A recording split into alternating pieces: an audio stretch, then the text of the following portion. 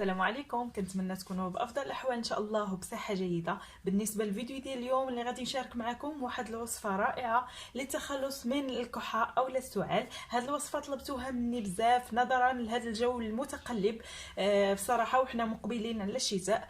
هاد الوصفه مجربه 100%، كتعطينا نتائج رائعه لمده 3 ايام، يعني كتخلصوا من الكحه ولا السعال. صراحه ما غاديش تبقاو تحتاجوا نهائيا لا الدواء اللي تشربوه ولا سيرو ولا اي حاجه، غادي تهناو من هاد الناحيه. وهاد الوصفه بمكونات طبيعيه، كيف ما كنلاحظوا ان المكون اللي غادي نحتاجو فهو كيكون طبيعي ومتواجد في كل بيت، يعني ما غاديش نكلفوا راسنا باش نشريو هاد المكونات اللي غادي نديرو في هاد الوصفه. اول حاجه غادي نبدا الوصفه ديال اليوم على بركه الله. اول حاجه غادي نحتاج هو اللفت. عندنا هاد اللفت الابيض اولا اللفت اللي كيكون دائري، كيكون اللون ديالو نصف بنفسجي ونصف عفوا ابيض. هنايا انا عندي هاد اللفت هذا متوفر عندي، فهو كيعطينا نتائج رائعه بزاف. وهاد اللفت كيكون عندنا يوم في الاسبوع اللي كنديروه في الكسكس. ضروري غادي نخليو يعني، ولا غادي نمشيو نشريوه ماشي مشكل. كيف ما كنلاحظوا. وقبل ما نبدا الفيديو ديال اليوم، فهاد الوصفه ماشي يعني هاد الوصفه قديمه، جداواتنا كانوا كيستعملوها، وصفه مجربه مني شخصيا. يعني غادي نعطيكم شي حاجه اللي مجربه ونجربه، انا مجرباها شخصيا.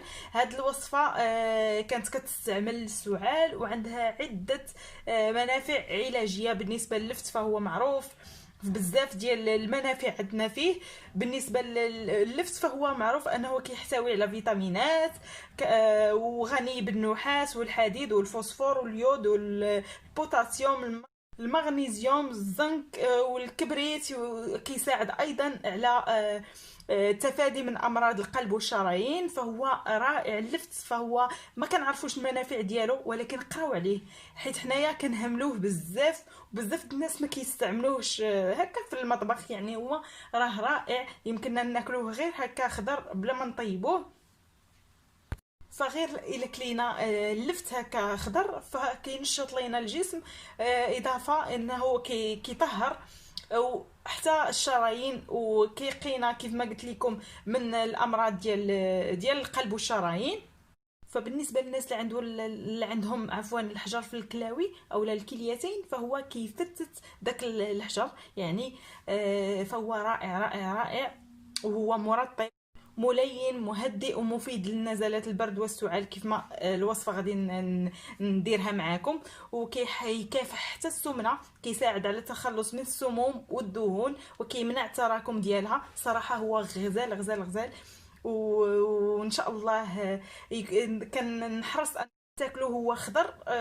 كي دار يعني تقدروا ديروه تقريبا في شلاضه، فهو زوين بزاف. كيف ما كناكلوا شلاضه هكا خضراء، فيمكن لينا حتى هو نديروه مع هكا شلاضه سلطه. صراحه رائع بمعنى الكلمه. كيف قلت لكم حنا ما كنعرفوش المنافع ديالو، حيت عنده بزاف ديال المنافع. دابا هنايا كيف ما كتشوفوا عندي وصفتين اللي يمكننا نديروهم باللف. بالنسبه للوصفه الاولى غادي نقطعوه على هذا الشكل هذا، نقطعوا له هذا الراس ديالو، وغادي ناخذوه وغادي نحفروه من الداخل. غادي نديروا له هنايا، انا ما نستعملش معكم هذه الوصفه، ولكن غادي نوريكم الطريقه ديالها. غادي نحفروه من الداخل، حتى هي طريقه سهله بزاف. هنايا غادي نحفروه على هذا الشكل هذا. صافي من بعد ما كنخويوه من الداخل كيف ما غادي تلاحظوا معايا، غادي ناخذ يا اما سكر سنيده اولا سكر حبيبات اولا العسل. بطبيعه الحال خاصو ضروري يكون عسل نحل، يعني عسل طبيعي 100%. صافي كنشدو هاد السكر سنيده اولا العسل نفس الطريقه، وكنحاولوا اننا ندخلوا هاد المكونات هادو لداخل، وكنخليوه يعني كنسدو عليهم بهذا الشكل هذا، وكنخليوه لمده اكثر من 2 سوايع. ومن الاحسن تكون ليله كامله. فهاد السكر كيذوب نهائيا، كيولي عندنا هنايا سيرو. يعني حتى لا خدينا هاد السكر فما كيبقاش عندنا سكر، كيبقى كنكبو وكنلقاو غير السيرو. غادي ناخذ ايضا هاد اللفت هذا، وغادي نحاول انني نقي اللفت ديالي على هاد الشكل هذا. عديده، وحنايا بصراحه هاملينو من هاد الناحيه. يعني ما كنحاولوش اننا ناكلوه او لا نستافدوا منه، هو ما طايبش. صافي هنايا كيف ما كتلاحظوا كنحاول نقيه كامل. غادي ناخذ هاد الحكاكه اللي كتكون رقيقه بطبيعه الحال، ما تستعملوش الحكاكه الغليظه حيت ما غاديش تستافدوا من هاد الوصفه. الا درتو حكاكه غليظه غادي يهبط لكم داكشي غليظ وما غاديش نستافدوا من داك الماء ديال اللفت.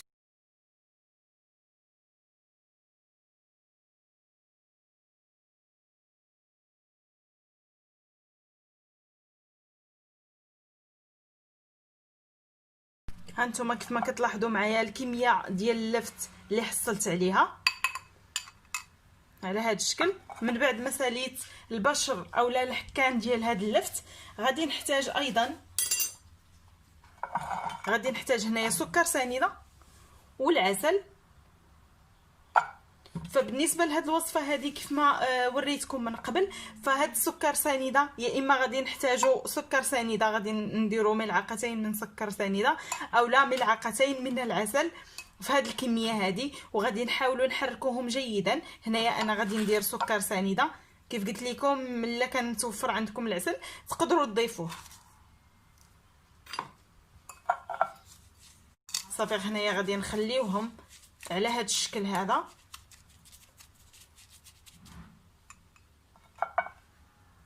اولا كيف قلت لكم ديروا ملعقه اولا ملعقتين من العسل وكتبقاو تحركوا على هذا الشكل هذا.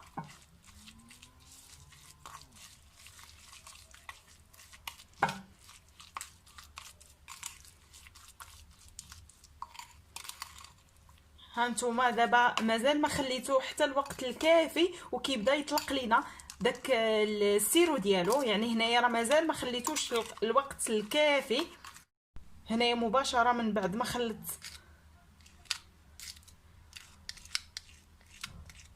هاد العسل مع اللفت،